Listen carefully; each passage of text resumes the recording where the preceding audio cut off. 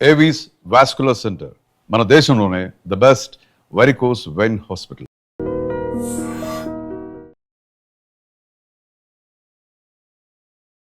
Hi, welcome to I dream. నేను మీ రాజా పెద్ది. ఇప్పుడు ఈ సినిమా గురించి మొత్తం ఎంటైర్ అంటే ఒక సౌత్ మాత్రమే కాదు, నార్త్లో కూడా ఈ మూవీకి మంచి బజ్ ఏర్పడి ఉంది. ఈ నేపథ్యంలోనే రామ్ చరణ్ పుట్టినరోజు సందర్భంగా పెద్ది మూవీ యూనిట్ నుంచి ఒక పహల్వాన్ టీజర్ అయితే రిలీజ్ అయింది. టీజర్ ఉండేది కేవలం 40 సెకండ్లైనా అందులో షార్ట్స్ కానీ రామ్ చరణ్ లుక్ కానీ అదిరిపోయింది. పెద్ది మూవీ మీద ఇప్పటికే భారీ అంచనాలు ఉండగా ఈ టీజర్ ఇంకాస్త అంచనాలు పెంచేసింది. ఈ నేపథ్యంలో ఈ టీజర్ గురించి మాట్లాడడానికి మనతో పాటు సీనియర్ జర్నలిస్ట్ భరద్వాజ్ గారు ఉన్నారు. ఆయన అడిగి పెద్ద టీజర్ గురించి, రామ్ చరణ్ లుక్ గురించి మరిన్ని విషయాలు తెలుసుకుందాం. సార్ నమస్తే. నమస్తే అండి. సార్, టీజర్ వచ్చిన తర్వాత చాలామంది ఒకటే మాట అంటున్నారు, రామ్ చరణ్ లుక్ చూస్తుంటే ఏదో ఒక ఆంజనేయ స్వామి చూసిన ఆ ఫీల్ కలుగుతుంది, అవును, ఆ కటౌట్ అట్లా ఉంది అని చెప్పి. అవును, అవును. మీకు ఎలా అనిపించింది? సాలిడ్ గా ఉంది. ఆయన అంటే ఆయన విగ్రహం సాలిడ్ గా ఉంది. సార్, ఆ సాలిడ్ గా ఉండటంతో పాటు గద పట్టుకుని కూర్చున్నటువంటి పోస్చర్ ఏదైతే ఉందో అది జనాల్ని విపరీతంగా అట్రాక్ట్ చేస్తోంది. సార్, అది ఆయన పేరు రామ్ చరణ్. రామ్ చరణ్ అంటే రాముడి చరణాల దగ్గర ఉండేవాడు ఆంజనేయ స్వామి. సార్, ఆంజనేయ స్వామి భక్తుడు ఆయన తండ్రి గారు, సార్. అందుకని కొడుక్కి ఆ పేరు పెట్టుకున్నాడు. ఇప్పుడు ఆ పేరుకి సార్థకత చేకూరే పద్ధతిలో ఆ గెటప్, ఆ పోస్చరు నడిచింది. ఆ నడవటం అనేది ఫ్యాన్స్ను విపరీతంగా గ్రిప్ చేసింది. సార్, ఇది ఒక గొడవ అయితే, ఆయన పుట్టినరోజు ఈ పోస్టర్ రిలీజు ఈ రెండు శ్రీరామనవమి సందర్భంగా జరగటం అనేది ఇంకొక వాళ్ళకి ఇంకొంచెం ఆస్పీషియస్ గా అనిపించినటువంటి సందర్భం. ఇవన్నీ కనెక్ట్ అవటం వలన ఇప్పుడు ఒక స్పెషల్ ఇమేజ్ వచ్చింది ఆ గ్లిమ్స్కి. ఆ గ్లిమ్స్కి స్పెషల్ ఇమేజ్ వచ్చింది అనేది దానికి వస్తున్నటువంటి వ్యూస్ని బట్టి అర్థమవుతుంది. ఇది విపరీతంగా పుష్ చేస్తున్నారు జనంలోకి, అది నడుస్తుంది. ఇప్పటి వరకు పెద్ద నుంచి వచ్చిన ప్రమోషనల్ కంటెంట్ ప్రతిదీ జనాల అటెన్షన్ గ్రాప్ చేసిందే, కాకపోతే వాటన్నిటినీ మించి ఇది ఇంకొక అడుగు ముందుకెళ్లే అవకాశం కనిపిస్తోంది. సూపర్. మేకింగ్ కి సంబంధించి అలాగే ఇప్పటి వరకు మనకి పెద్ద సినిమా స్పోర్ట్స్ బ్యాక్గ్రౌండ్ లో జరిగే సినిమా అని వాళ్ళు ముందే చెప్పారు. అయితే కేవలం పర్టికులర్ గా ఒక క్రీడ అన్నట్టుగా నడిచింది. కానీ ఇక్కడ వచ్చేసరికి కుస్తీ పోటీల వ్యవహారం, మల్ల యుద్ధ పోటీల వ్యవహారం ఏదో కనిపిస్తోంది. ఈ మల్ల యుద్ధ పోటీలను ఇండికేట్ చేస్తూ ఒక డైలాగ్ ఉంది అవతల వైపు నుంచి. అంటే రామ్ చరణ్ కి ప్రత్యర్థి పాత్రని చూపించలేదు కానీ డైలాగ్ వినిపించాడు. ఆ డైలాగ్ లో చాలా స్పష్టంగా నువ్వు బ్యాట్ పట్టుకొని బాలుని ఎదురెళ్ళి కొట్టడం కాదు, ఇది కుస్తీ పోటీ. కుస్తీ పోటీ అంటే ప్రాణంతో చావుకి ఎదురెళ్ళటం అనేది డైలాగ్. ఈ డైలాగ్కి ఆటే నా పొగరు అనేటువంటి రిప్లైతో ఎండ్ చేస్తాడు. అంటే ఈ రెండు డైలాగుల మధ్య ఉన్నటువంటి గ్యాప్లో ఈ మొదటి డైలాగ్ చెప్పినటువంటి వ్యక్తిని మట్టి కరిపించటం అనేది కూడా నడిచింది. ఈ మట్టి కరిపించిన తర్వాత ఈ ఆంజనేయ స్వామి పోస్చరు, గద వ్యవహారం, ఈ హడావిడి అంతా అయిపోయిన తర్వాత కంక్లూడింగ్ డైలాగ్ పెట్టారు, ఆటే నా పొగరు అని. దీనికి ముందు రిలీజ్ అయినటువంటి ఒక పాట విన్నాం మనం, ఒక మోటివేషనల్ సాంగ్ ఒకటి పెద్ద నుంచి వచ్చింది. ఆ పాటలో ఊరి యువతని మొత్తాన్ని కూడా స్పోర్ట్స్ వైపు డ్రైవ్ చేస్తూ నడుస్తుంది అదంతా. అంటే ఏదో సాధించటం అనేది ఈ క్రీడా నేపథ్యం వెనకాల ఉంది అనేది అర్థమవుతోంది.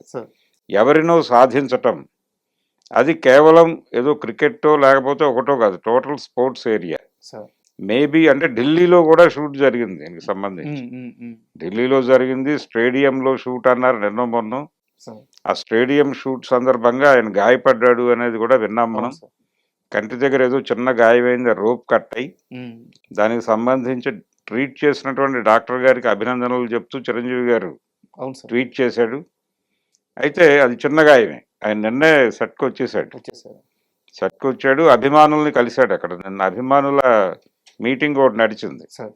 ఈ అభిమానుల మీటింగ్ నుంచి కొంతమంది వెళ్ళి ఆయన్ని కలిశారు, అక్కడ సెట్లో కలిశారు, వాళ్ళతో మాట్లాడారు. ఆ ఫోటోలన్నీ బయటకు వచ్చినాయి కాబట్టి ఒక కాన్ఫిడెన్స్ వచ్చింది జనాలకి. ఈ కాన్ఫిడెన్స్ బిల్డ్ అయిన తర్వాత దాని నెక్స్ట్ లెవెల్కి ఉమ్, ఇది పట్టుకెళ్ళింది సార్ ఈ గ్లిమ్స్ అనేది. సార్ అందుకని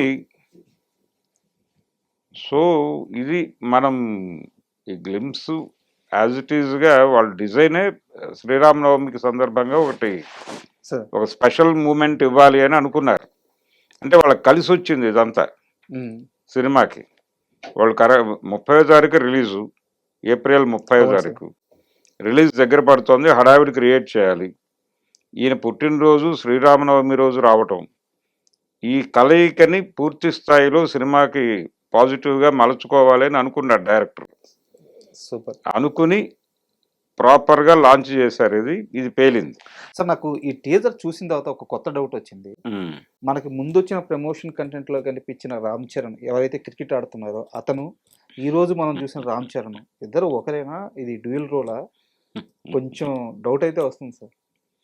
అంటే గెటప్ ఇవన్నీ మనం ఇందాకే అనుకున్నాం. ఇందులో ఇంకో 2-3 క్రీడలు కూడా కనిపిస్తున్నాయి. సార్ అంటే వాళ్ళు ఢిల్లీలో షూట్ చేసినది అది క్రికెట్ కాదు, కుస్తీ పోటీలు కాదు, ఉమ్, ఇంకేదో క్రీడ ఉమ్, నడిచింది అక్కడ అనేది మనం విన్నాం. సార్ చదరంగం దాకా నడిచింది క్రీడలకు సంబంధించిన ఇందులో కంటెంట్ ఉంది అనేది ఒకటి మొదట్లో వినిపించిన మాట. ఓకే. అందుకని ఇది ఒకటే క్యారెక్టరా 2 క్యారెక్టర్లా అంటే ఈ క్యారెక్టరు కొంచెం ఫ్లాష్ బ్యాక్లో వస్తుంది. ఇలాంటి ఒక స్క్రీన్ ప్లే ఆర్డర్ మనకి ఉమ్, గతంలో అలవాటైనటువంటి పద్ధతిలో ఉంది. ఉమ్, కానీ మనం ఊహించిన దానికి భిన్నంగా వెళ్ళటానికి ప్రయత్నం చేస్తున్నాడు అతను. బుజ్జిబాబు. ఉమ్. కాబట్టి సానా బుచ్చిబాబు ఈ రొటీన్ స్క్రీన్ ప్లే ఆర్డర్లోకి వచ్చి ఉమ్, జనాలకి ఊహలకి అందే పద్ధతిలో పెడతాడు అని నేనైతే అనుకోవడం లేదు. ఉమ్, ఇది ఒక సర్ప్రైజింగ్ ఎలిమెంటే. సార్ ఇది కథలో ఎందుకు వస్తుంది అనేది ఆయన బలంగా చెప్పబోతున్నాడు. రెండోది ఈ సినిమా నిడివి కూడా మనం అనుకుంటున్నట్టుగా ఉండే అవకాశం లేదు. ఈ మధ్య జనాలు 4 గంటల సినిమాలు చూడటానికి సిద్ధపడిపోతున్నారు. అవును ఏది మన దురంధర్ రివెంజ్తో ఆ విషయం ప్రూవ్ అయిపోయింది. అవును సార్. కాబట్టి ఇది కూడా 3.5 గంటలు సాలిడ్గా ఉండే అవకాశం కనిపిస్తోంది. అవునా? ఈ 3.5 గంటలు సాలిడ్గా ఉంటుంది కాబట్టి దీనిలో చాలా సర్ప్రైజింగ్ ఎలిమెంట్స్ రన్ అవుతాయి. సార్ వాటిలో ఇదొకటి. ఈ రోజు రిలీజ్ చేసినటువంటి గ్లిమ్స్కు సంబంధించినటువంటి ఉమ్, క్యారెక్టర్ కాదు అది, యాక్చువల్గా అదొక సమరం. ఉమ్, ఆ క్యారెక్టరే ఈ క్యారెక్టర్గా మారి ఇంకొక చోట ఎక్కడో ఈ యుద్ధంలోకి వస్తుంది అనేది ఒక పద్ధతి. అంటే మనకు 2 రకాల నరేషన్స్ నడిచినాయి తెలుగు సినిమా చరిత్రలో. సార్ ఒకే క్యారెక్టర్ని 2 క్యారెక్టర్లుగా ఆడియన్స్ని చీట్ చేసి సెకండ్ హాఫ్లో కొంత కథ నడిచిపోయిన తర్వాత వీళ్ళిద్దరూ ఒకటే ఓకే. అని చెప్పిన సినిమాలు ఉన్నాయి మనకి. అవును.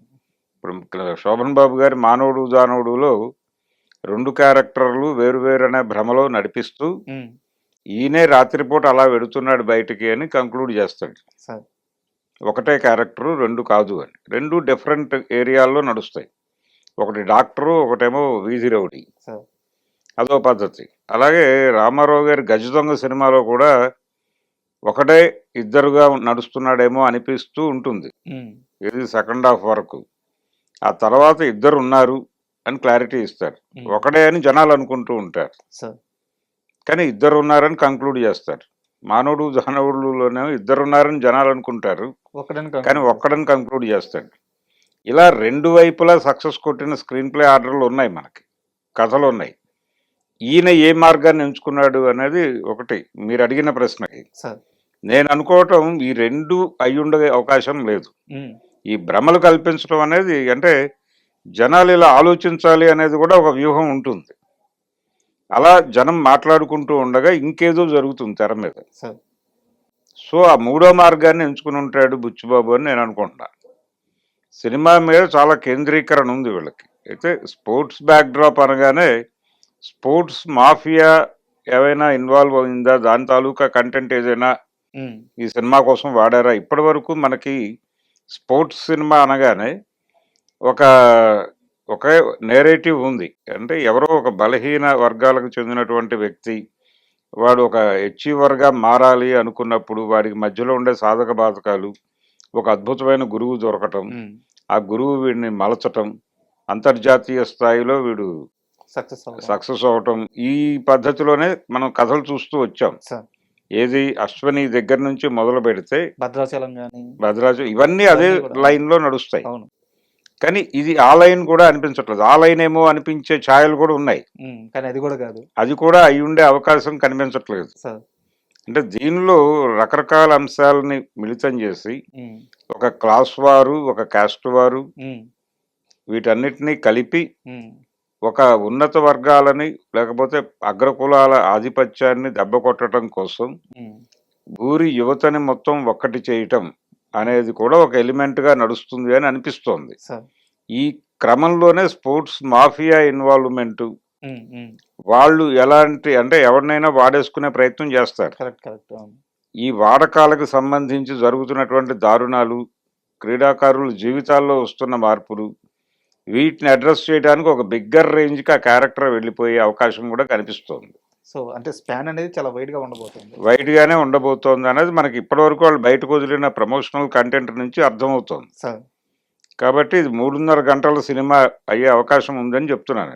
మీరు చాలా బలంగా చెప్తున్నారు. మీకు ఏమైనా చిన్న లీక్ ఏమైనా తెలిసిందా? లేదు లేదు, ఆ? ఏం లేదు, నేను ఊహిస్తున్నాను అంతే. ఓకే. రెండోది, ఇప్పటి వరకు వాళ్ళు 2 భాగాలు 3 భాగాలు అనే మాట ఎక్కడా మాట్లాడలేదు. అవును రిలీజ్ డేట్ దగ్గరకు వచ్చేస్తోంది. సార్. షూటింగ్ ఏప్రిల్ 15 వరకు నడుస్తుంది అనే మాట వింటున్నాం. ఉమ్, ఇప్పుడు ఈ గ్లిమ్స్ నుంచి ఒక కొత్త ఏరియా ఓపెన్ చేశాడు. సార్. ఇప్పుడు ఓపెన్ కాని ఏరియా ఒకటి ఉంది ఇంకా.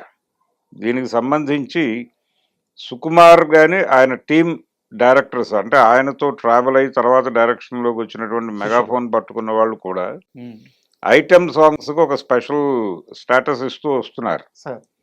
కాబట్టి సుకుమార్ సినిమా అనగానే ఐటెం సాంగ్ ఎలా ఉండబోతోంది అనేది కూడా ఒక ప్యారలల్ చర్చ నడుస్తుంది. ఉమ్, ఉమ్, ఉమ్, ఇందులో సుకుమార్ రైటింగ్స్ వాళ్ళు కూడా సహనిర్మాతలు. సార్.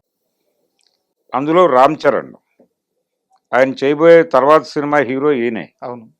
కాబట్టి ఇది కూడా స్పెషల్గా ఉండాలి. ఉమ్, ఇందులో ఐటెం సాంగ్ ఎవరిని వాడతారు అంటే ఆల్రెడీ ఇంతకుముందు శ్రీలీలను వాడారు, సార్. అంతకు ముందు సమంతని ఉమ్, వాడారు. అవును. ఇలా నడుస్తూ వస్తోంది. పూజా హెగ్డే కూడా. పూజా హెగ్డే కూడా చేసింది అవును.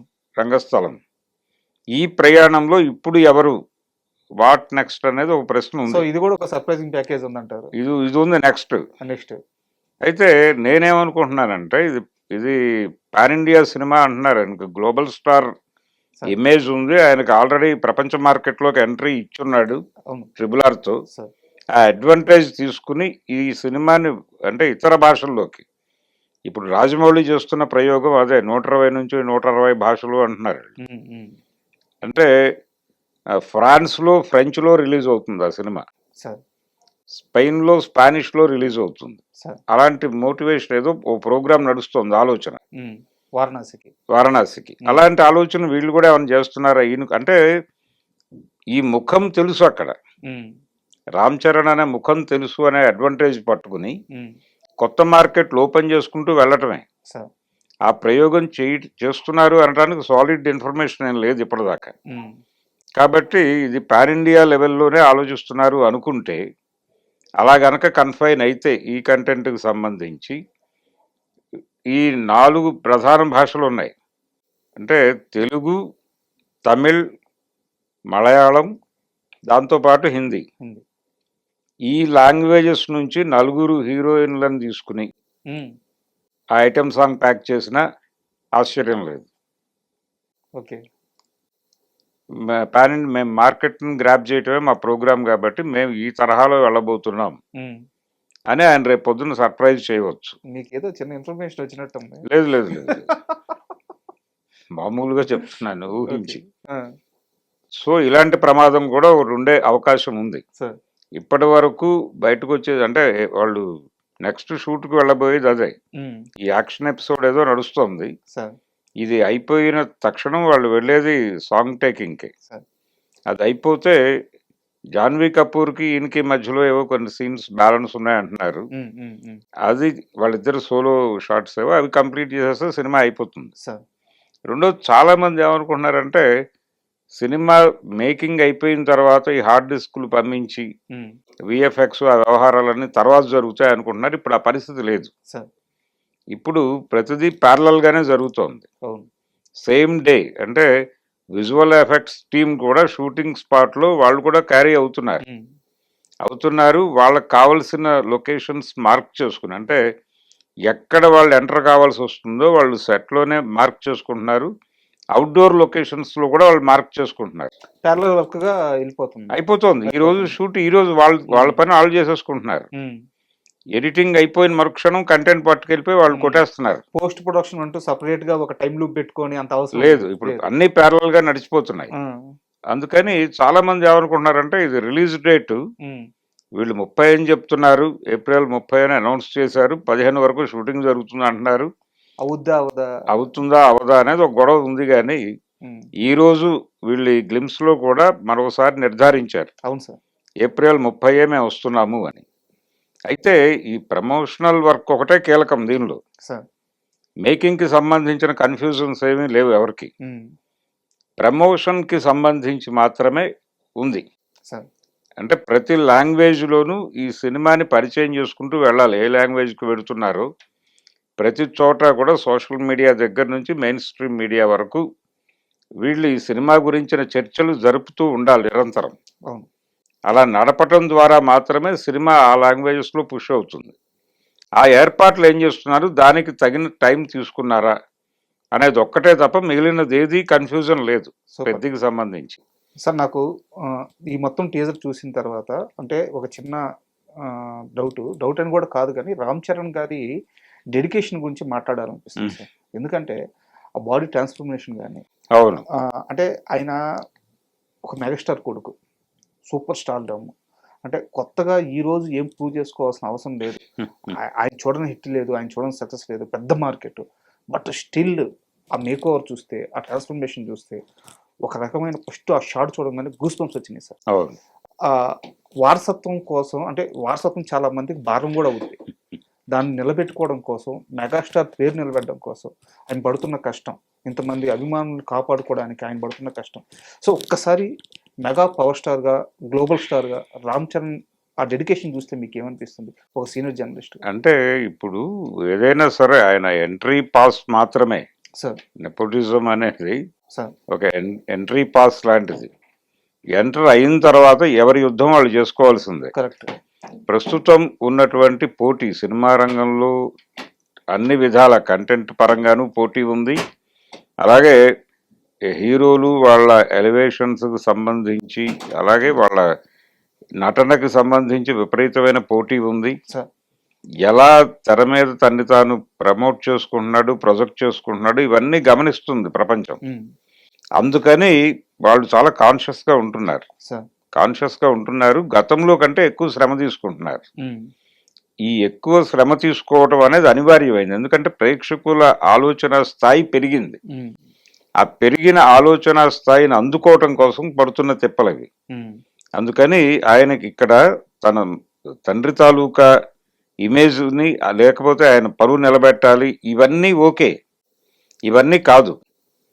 ప్రస్తుతం ఉన్న జనరేషన్, ప్రస్తుతం ఉన్న ఆడియన్స్ని, ఈ తరంలో ఉన్నటువంటి ప్రేక్షకులని మెప్పించడం అనేది టార్గెట్. వీళ్ళని సర్ప్రైజ్ చేయాలి థియేటర్లో. ఆ సర్ప్రైజ్ చేయడానికి తన గెటప్ దగ్గర నుంచి ప్రతిదీ దోహదపడాలి. అందుకోసం తన్ని తాను ఏం చేసుకోవడానికైనా సిద్ధపడిపోతున్నారు హీరోలు. ఎటువంటి రిస్క్ అయినా ఏదైనా చేయటానికి వాళ్ళు ముందుకు వస్తున్నారు. మేము చేస్తాం, మీరు డిజైన్ చేయండి ప్రాపర్గా అని అడుగుతున్నారు డైరెక్టర్లను. అందుకని ఆ ప్రెజర్లో నుంచి వస్తున్నది ఇది. ప్రేక్షకుల్ని మెప్పించటం అనేది ఇప్పుడు అంత ఈజీ కాదు, గతంలోలా కాదు. ఇప్పుడు మారిపోయిన పరిస్థితుల రీత్యా ఆయన పడుతున్నటువంటి కష్టంగానే చూస్తాను అది. మిగిలిన ఏదో వాళ్ళకి ఇమేజ్ ఉంది, ఒక పాత చరిత్ర ఉంది, ఆ చరిత్రను నిలబెట్టుకోవడానికి ఏదో కష్టపడుతున్నారు, ఇవన్నీ కాదు. తన ఆడియన్స్ని తాను నిలబెట్టుకోవడంతో పాటు ఈ జనరేషన్ని తన వైపు తిప్పుకొని తనతో నడిపించుకోవటం కోసం కష్టపడుతున్నాడు. అంటే పెద్ద అనగానే గత కొన్ని సంవత్సరాలుగా, అంటే ఎప్పుడైతే ఇది అనౌన్స్ అయిందో అప్పటి నుంచి, ప్రాజెక్ట్ అనౌన్స్ అయిందో అప్పటి నుంచి కూడా బుచ్చిబాబు అనగానే కొంతమందికి ఫస్ట్లో కొంచెం చిన్న డైరెక్టర్, కొత్త డైరెక్టర్ రామ్ చరణ్ హ్యాండిల్ చేస్తాడా చేయడా ఇలాంటి డౌట్ ఉండే. ఒక్కో ప్రమోషన్ కంటెంట్ రావడం, పాటలు రావడం, టీజర్ అవును. రావడం, ఈరోజు ఈ పైల్వాన్ టీజర్ రావడం, ఇవన్నీ ఒక్కోటి వస్తున్న కొద్దీ అన్నీ కూడా అందరి డౌట్స్ని ఈయన పటాపంచలు చేస్తూ వస్తున్నారు. అవును. బుచ్చిబాబు వర్క్ చూస్తే ఏమనిపిస్తుంది?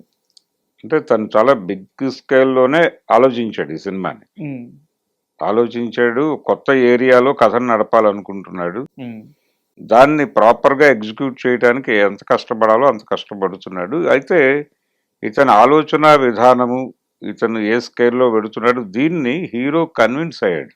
సార్ కరెక్ట్ కన్విన్స్ అయ్యి తనకి సహకరిస్తున్నాడు. నమ్మాడు.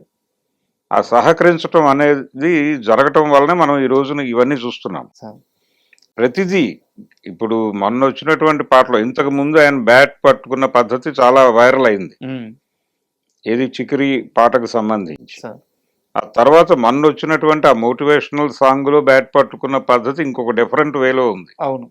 అది మళ్ళీ వైరల్ అయింది. ఉమ్, ఇలా ప్రతిదీ వాళ్ళు టీం వర్క్ గా డిస్కస్ చేసి జనాల్ని ప్రతి షాట్ లోనూ సర్ప్రైజ్ చేయాలి ఉమ్, అనే ఒక మోటివ్ తో చేస్తున్న సినిమాగా కనిపిస్తోంది. సార్ అంటే విపరీతంగా ప్రతి సీన్ ని చిత్రీకపడుతున్నారు, కష్టపడుతున్నారు. ఈ కష్టపడాలి అనేది వాళ్ళు బలంగా నమ్ముతున్నారు. ఇది కాకపోతే ఈ లెవెల్ వర్క్ జరగకపోతే మనం థియేటర్ని మెప్పించటం కష్టం. ఉమ్, పైగా మార్కెట్ని ఆయనకున్నటువంటి హ్యూజ్ మార్కెట్ని నిలబెట్టుకోవాలి. సార్ దాన్ని ఇబ్బంది పెట్టకుండా దాన్ని తిరిగి తన కంట్రోల్లోకి తెచ్చుకోవాలి. ఎందుకంటే ఈ మధ్య కాలంలో ఆయనకి 2-3 ఇబ్బందికర సినిమాలు వచ్చినాయి అవును. రామ్ చరణ్కి. అందుకని ఆ వైఫల్యాల నుంచి ఒక విజయాల వైపు పరిగెట్టించే సినిమాగా ఇది ఉండాలని ఆయన బలంగా నమ్ముతున్నాడు. ఆ వర్క్స్ కూడా అలాగే ఉన్నాయి ఇప్పుడు వచ్చే. అందుకని డైరెక్టర్ని, ఆయన ఊహల్ని నమ్మాడు ఆయన. సార్ నమ్మి దానికి తను ఎంత కంట్రిబ్యూట్ చేయగలడో దానికి 100కి 150% పెడుతున్నట్టుగా ఈరోజు అవును.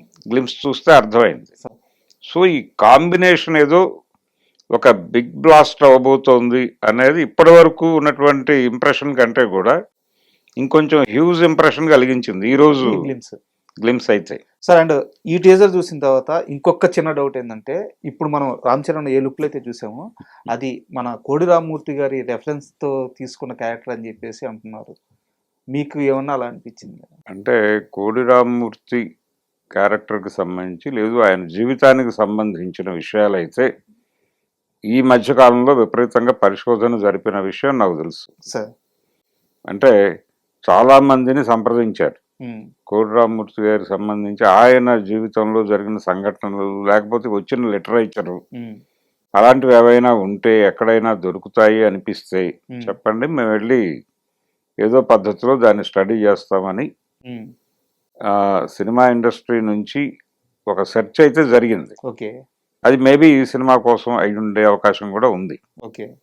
ఈ సెర్చ్ జరిగిన మాట మాత్రం నాకు తెలుసు. ఒకవేళ కోడి రామ్మూర్తి గారికి రెఫరెన్స్తో ఈ క్యారెక్టర్ క్రియేట్ చేస్తుంటే అసలు నాకు తెలిసి ఫ్యాన్స్కి పండగనేమో.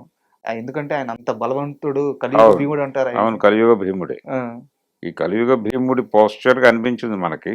సార్ అయితే కలియుగ భీముడి అన్నగారైనటువంటి ఆంజనేయ స్వామి రెఫరెన్స్ లో గద పట్టుకుని నడిపారు. ఉమ్, అంటే భీముడిది కూడా గదే.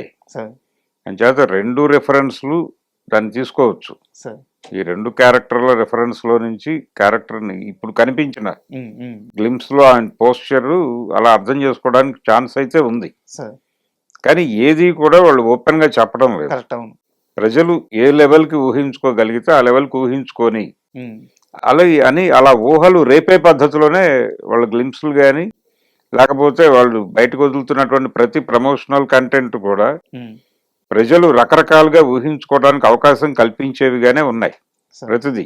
సార్ అందుకని అందులో భాగమే ఇది వ్యూహాత్మకంగానే చేస్తున్నారు వాళ్ళు. ఉమ్, ఇది కూడా సర్ప్రైజింగ్ ఎలిమెంట్ కావచ్చు. రేపు థియేటర్లో కూర్చున్న ప్రేక్షకులు అరే ఇంతకాలం పట్టించుకొని ఓ చరిత్రని మాట్లాడే ప్రయత్నం చేశాడు అని కూడా అనుకుంటారు. సార్ ఆ ప్రమాదం కూడా డెఫినెట్గా ఉండే అవకాశం అయితే ఉంది. సూపర్. సార్ చివరి ప్రశ్న అంటే ఈ పెద్ద సినిమా విషయంలో ఒక చిన్న, ఇది నేను గాసిప్ అంటానో మరి ఏమో తెలియదు కానీ చాలామంది చర్చించుకుంటున్న అంశం ఏంటంటే ఇందులో రామ్ చరణ్కి కాళ్ళు పోవచ్చు, కాళ్ళు ఉండవు అని చెప్పేసి ఈ గాసిప్ అయితే చాలా రోజులుగా నడుస్తూ ఉంది, మీ దాకా వచ్చి ఉంటది కూడా. అంటే చాలా ఉన్నాయండి సినిమాకు సంబంధించి ఆ, రకరకాల ఊహాగానాలు ఉన్నాయి జనాల్లో. ఉమ్, ఇందాక మీరు చెప్పినటువంటి డ్యూయల్ రోలా అనేది కూడా ఉంది, ఉమ్, దాంతో పాటు ఇది కూడా ఉంది. ఉమ్, అయితే చాలా మంది హోప్స్ ఏం పెట్టుకుంటున్నారంటే చిరంజీవి గారు ఎక్కడో చోట రివీల్ చేయకపోతారా అని ఆయన వైపు ఆశగా చూస్తున్నారు. చిరు లీక్స్. చిరు లీక్స్ లో ఇది రాకపోతుందా అని. కానీ ఆ వాతావరణం కూడా కనిపించడం లేదు. ఇది వాళ్ళు వాంటెడ్ గానే మార్కెట్ లోకి లీక్ చేస్తున్నట్టుగా కనిపిస్తోంది. ఓకే. కానీ సినిమాలో సర్ప్రైజింగ్ ఎలిమెంట్స్ చాలా ఉంటాయి. ఉమ్, అంటే చాలా బలమైన క్యారెక్టర్ ని డిజైన్ చేశాడు. ఈ మధ్య కాలంలో ఒక సిస్టమ్ అడాప్ట్ చేసుకున్నారు చాలా మంది డైరెక్టర్లు. పర్టికులర్ గా పెద్ద మార్కెట్ ని ట్యాకిల్ చేయాలనుకునే ప్రతి డైరెక్టర్ చేస్తున్నటువంటి వర్కౌట్ ఏంటంటే హీరో క్యారెక్టర్ తో పాటు ఒక 5-6 క్యారెక్టర్లని విపరీతంగా డీటెయిల్స్ వర్కౌట్ చేస్తున్నారు. ఉమ్, ఈ విపరీతంగా డీటెయిల్స్ వర్కౌట్ చేయటం అనేది రాజమౌళి ఈ మధ్య కాలంలో చేసిన డైరెక్టర్లో రాజమౌళి ప్రత్యేకం. సరే. అయితే ఇప్పుడు ప్రతి డైరెక్టర్ చేస్తున్నాడు. ఆ డీటెయిల్స్ వర్కౌట్ చేయటం వల్ల ఏమవుతుందంటే ఆ క్యారెక్టర్ డెప్త్ పెరుగుతుంది. ఉమ్, ఇంత అవసరమా అని అనిపిస్తుంది కానీ పనిచేసేటప్పుడు అది ఎందుకు పనిచేసావు అనేది సినిమా చూసాక అర్థమవుతుంది. సరే. అంత రూటెడ్గా క్యారెక్టర్లను డిజైన్ అసలు ఇది మాత్రమే కథ, వేరే కథ అక్కర్లేదు. ఓ 4 క్యారెక్టర్లు అనుకుని ఉమ్, ఆ 4 క్యారెక్టర్ల మీద మీరు రూటెడ్గా కనుక డీటెయిల్స్ వర్కౌట్ చేస్తే కథ ఆటోమేటిక్గా జనరేట్ అవుతుంది అని నమ్ముతున్న డైరెక్టర్లు కూడా ఉన్నారు. సరే. సందీప్ అదే బాపతు, ఉమ్, సందీప్ రెడ్డి చదువులేడు అంట. ఉమ్, ఆయన అదే స్టైల్లో పెడుతున్నాడు ఇప్పటి వరకు. ఉమ్, కాబట్టి ఈ డీటెయిల్స్ వర్కౌట్ చేయటం అనే దాని మీద ఈయన కూడా కాన్సన్ట్రేట్ చేశాడు, ఉమ్, బుచ్చి కూడా. బుచ్చి కూడా. అందుకని ఆ ధోరణి ఉంది. అందుకని విపరీతమైన డెప్త్ కనిపిస్తుంది. ఈ ఒక్క క్యారెక్టరే కాదు, సరే. ఒక 4-5 క్యారెక్టర్ల మీద ఆ కసరత్తు జరిగింది ఈ సినిమా కోసం. సినిమా కోసం. ఉమ్, సో ఆ కసరత్తులో మీరు అనుకున్నటువంటి ఎలిమెంట్స్ కూడా ఉండొచ్చు. సరే. ఇవన్నీ సర్ప్రైజింగ్ ఎలిమెంట్సే, ఇవి రివీల్ అయ్యేవి కాదు. సినిమా చూసినటువంటి ప్రేక్షకుడు బయటకు వచ్చి ఏం మాట్లాడతాడు అనేది, అంటే వాళ్ళు ఒక ప్రపంచంలో ఉండాలి. సినిమా మీద నోన్ ఎక్స్పెక్టేషన్స్ ఉండటం అనేది ప్రమాదం. సరే. జనరల్ ఎక్స్పెక్టేషన్ ఉండటం అనేది ఎప్పుడైనా ఆరోగ్యకరం. ఉమ్, ఈ జనరల్ దీంతో పాటు కొన్ని ఇలాంటి అభిప్రాయాలు కూడా జనాల్లో స్ప్రెడ్ అయి ఉంటే ఉమ్, థియేటర్లోకి వెళ్ళిన తర్వాత వాడు ఎలా ఫీల్ అవుతాడు అనేది వేరే. సరే. థియేటర్లోకి వెళ్ళి తాను అనుకున్నది కాకపోయినా లేకపోతే తాను అనుకున్న దాన్ని ఇంకొక పద్ధతిలో చెప్పినా వీళ్ళ హృదయాలు ఉప్పొంగుతాయి. ఉప్పొంగి బయటకు వచ్చేటప్పుడు వాళ్ళ కమ్యూనికేషన్ వేరుగా ఉంటుంది, ఉమ్, ఆ పాజిటివ్ వచ్చేస్తుంది. అది చాలు సినిమాకి ముందుకు లాక్కెళ్ళటానికి అని నమ్ముతున్నాడు అతను. Sir. Sir, thank you very much. ఎందుకంటే మంచి గ్లిమ్స్, దాని గురించి చాలా మంచి విషయాలు తెలియజేశారు. సో పెద్ద సూపర్ సక్సెస్ అయిన తర్వాత మళ్ళీ మనం ఆ సినిమా గురించి మాట్లాడుకుందాం. మాట్లాడుకుందాం. Thank you. Thank you.